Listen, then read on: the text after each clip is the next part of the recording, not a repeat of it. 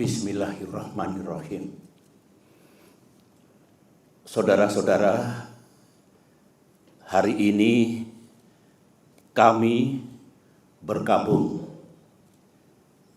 Partai Demokrat bergabung. Sebenarnya bangsa Indonesia juga bergabung. Bergabung karena akal sehat telah mati, sementara keadilan, supremasi hukum, dan demokrasi sedang diuji. Hari ini 5 Maret 2021,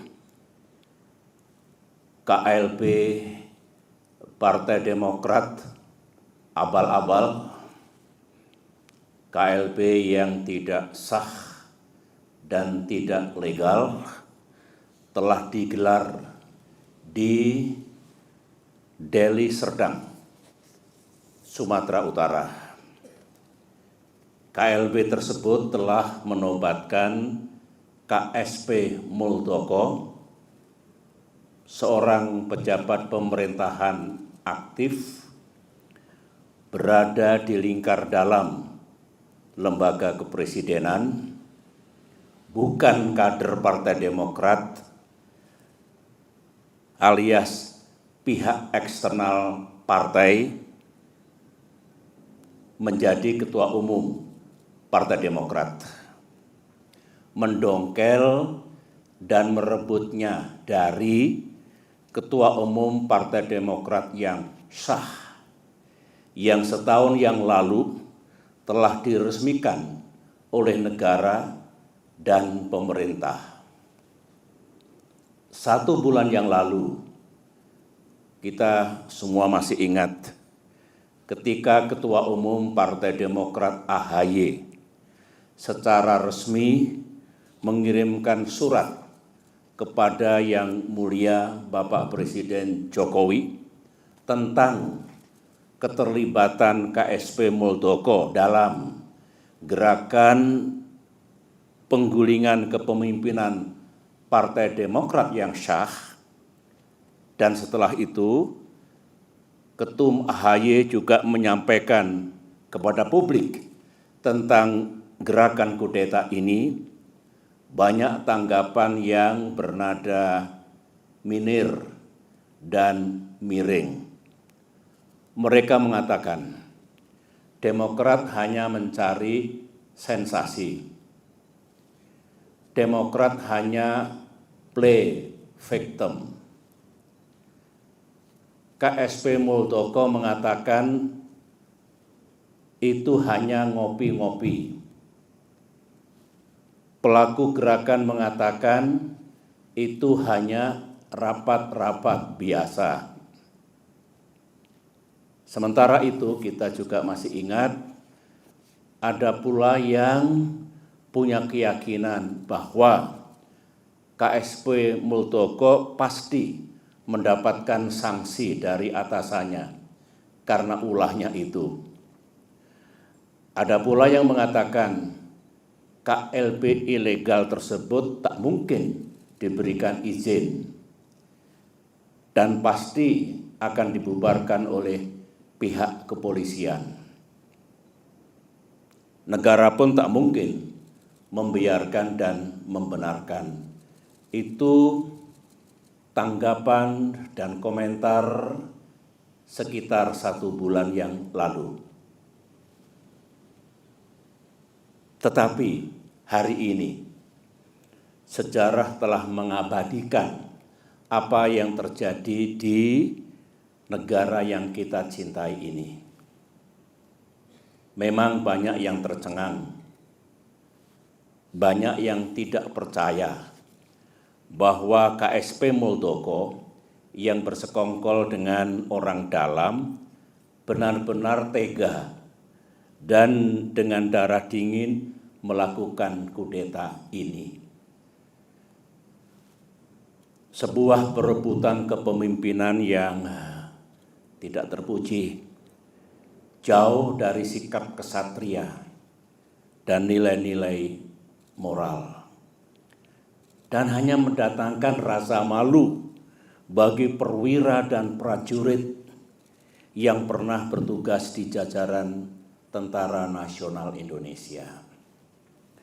Termasuk rasa malu dan rasa bersalah saya yang dulu beberapa kali memberikan kepercayaan dan jabatan kepadanya. Saya memohon ampun kehadirat Allah Subhanahu wa Ta'ala, Tuhan yang Maha Kuasa, atas kesalahan saya itu. Sebagai seorang yang menggagas berdirinya Partai Demokrat, termasuk yang membina dan membesarkan partai ini dan bahkan pernah memimpinnya, tak pernah terlintas dalam pikiran saya bahwa Partai Demokrat akan dibeginikan. Saya benar-benar tidak menyangka, karena sewaktu selama 10 tahun saya memimpin Indonesia dulu, baik secara pribadi maupun Partai Demokrat yang saya bina, tidak pernah mengganggu dan merusak partai lain seperti yang kami alami saat ini. Saudara-saudara, saya tahu bahwa Ketua Umum Partai Demokrat AHY yang terus-menerus memimpin upaya untuk mempertahankan kedaulatan partai telah mengeluarkan berbagai pernyataan.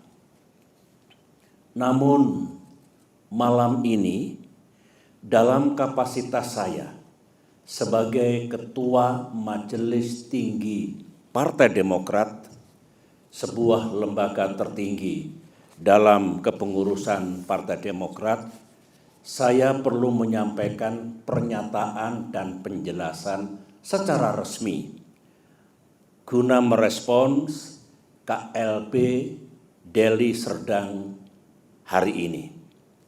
Mengapa saya harus mengeluarkan pernyataan pada malam hari ini?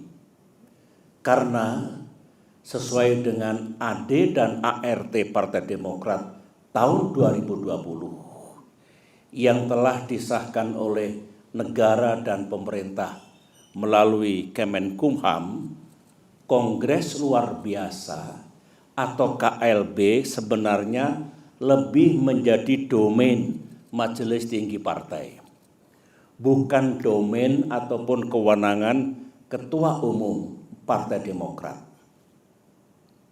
AD dan ART sesuai dengan Undang-Undang Partai Politik yang berlaku saat ini adalah peraturan dasar bagi kehidupan partai politik.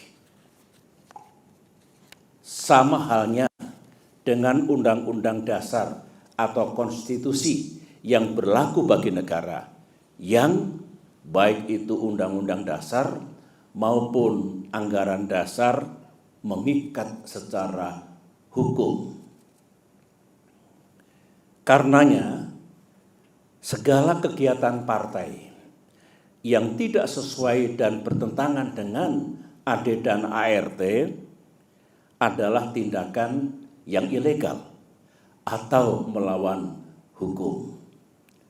Mari kita lihat, apakah KLB Deli Serdang tersebut legal atau sah secara hukum.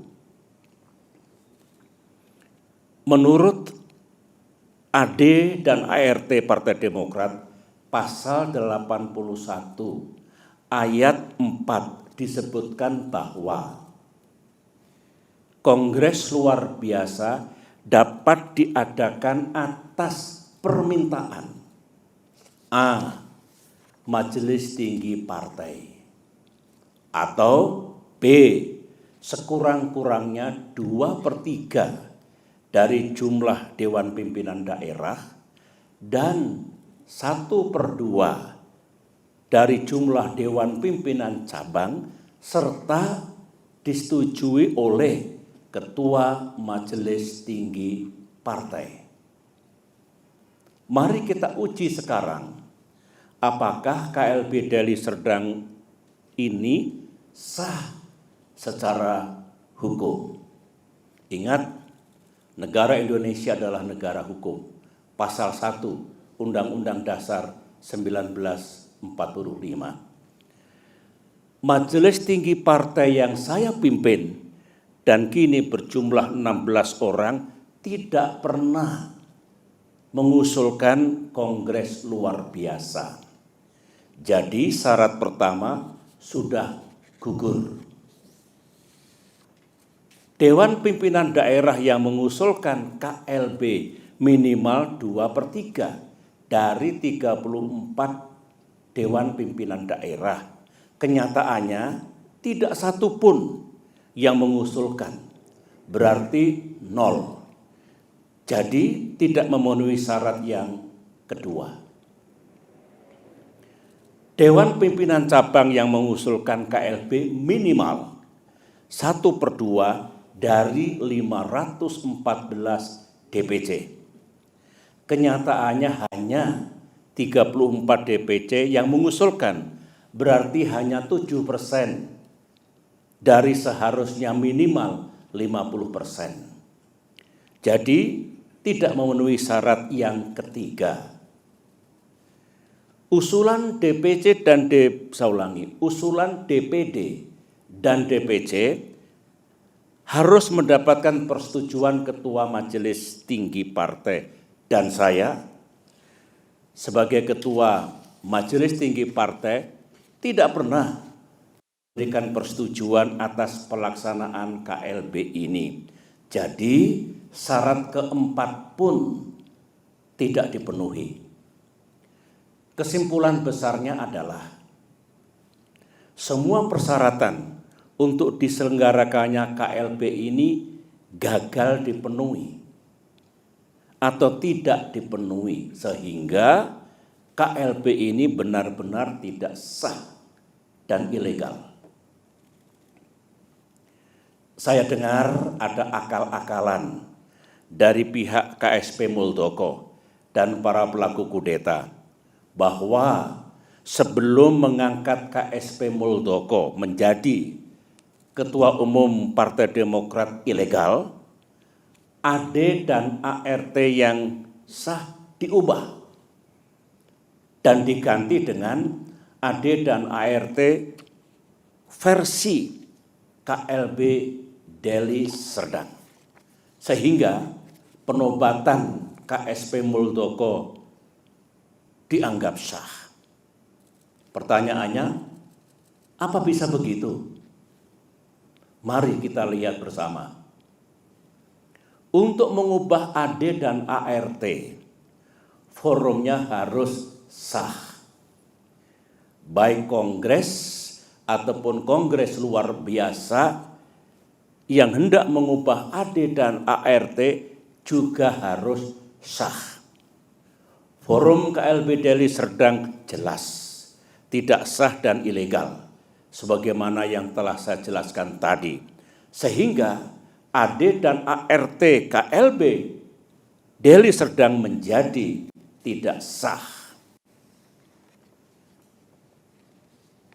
Untuk diketahui, AD dan ART hasil kongres atau KLB yang sah pun harus mendapatkan pengesahan dari negara dan pemerintah melalui Kemenkumham. Jadi, kalau KSP Muldoko melalui telepon menanyakan keabsahan AD dan ART dan merasa cukup puas atau mengira bahwa AD dan ART KLB Deli Serdang itu sah, KSP Muldoko salah besar. Berarti KSP Muldoko tidak memahami undang-undang partai politik yang berlaku dan juga tidak memahami AD dan ART Partai Demokrat. AD dan ART Partai Demokrat. Lagi-lagi makin kuat dan makin nyata bahwa KLB Deli Serdang benar-benar tidak sah adanya. Saudara-saudara, ini kesempatan yang baik bagi saya untuk menyampaikan pesan kepada Ketua Umum dan segenap kader Demokrat di seluruh tanah air. Saya sangat merasakan apa yang para kader Demokrat rasakan saat ini. Saudara pasti marah, terhina, merasa diperlakukan sewenang-wenang, geram kepada yang berkhianat dengan imbalan uang dan iming-iming kedudukan, dan rasanya ingin membalas perbuatan mereka. Namun, sebagai orang tua di partai ini, saya tetap meminta saudara bersabar, namun gigih berikhtiar untuk mendapatkan keadilan yang sejati. Saya tetap percaya bahwa Bapak Presiden Jokowi memiliki integritas dan kearifan dalam menyikapi gerakan pendongkelan dan perebutan kepemimpinan Partai Demokrat yang sah ini. Saya juga tetap percaya bahwa negara dan pemerintah akan bertindak adil serta akan sepenuhnya menegakkan peranata hukum yang berlaku. Baik itu konstitusi kita, Undang-Undang Dasar 1945 dan Undang-Undang Partai Politik, maupun AD dan ART Partai Demokrat yang secara hukum juga mengikat. Namun, dunia politik tak seindah yang kita mimpikan. Gangguan terhadap Partai Demokrat, gangguan terhadap kita semua belumlah usai. Karenanya, mari kita makin bersatu dan makin merapatkan barisan. Di bawah komando dan kepemimpinan Ketua Umum AHY, saya mengajak para kader untuk berjuang bersama. Berjuang sampai keadilan benar-benar kita dapatkan di tanah Indonesia ini. Perjuangan untuk mempertahankan kedaulatan dan kemandirian partai, saya ulangi, perjuangan untuk mempertahankan kedaulatan dan kemandirian partai adalah perjuangan yang suci dan mulia. Ibarat peperangan, perang yang kita lakukan adalah perang yang dibenarkan. Sebuah war of necessity. Sebuah just war. Perang untuk mendapatkan keadilan. Semoga Allah SWT, Tuhan yang Maha Kuasa, menuntun langkah kita serta memberikan pertolongan kepada kita semua. Demikian pernyataan saya. Sekian dan terima kasih.